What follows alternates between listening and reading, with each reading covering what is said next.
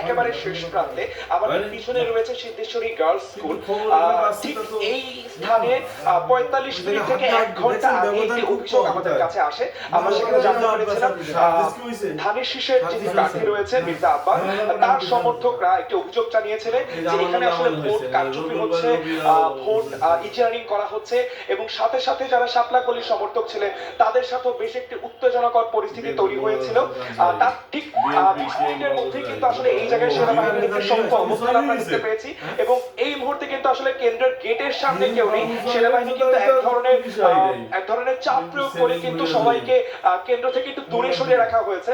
দর্শক আপনারা কিন্তু দেখতে পাচ্ছেন এই রোড দিয়ে কিন্তু যানবাহন ক্রমাগত চলাচল করছে এবং মানুষজনের কিন্তু বেশ ভালো একটি জনসমাগম এই সারাদিন ধরে আমরা বের রোডে দেখেছি। তারপরেও কিন্তু আমরা সারাদিন ধরে বেশ সুষ্ঠুভাবে ভোট পরিচালনা হলেও কিন্তু ভোট গ্রহণ গণনার পর থেকে ফলাফল আসা শুরু করলো।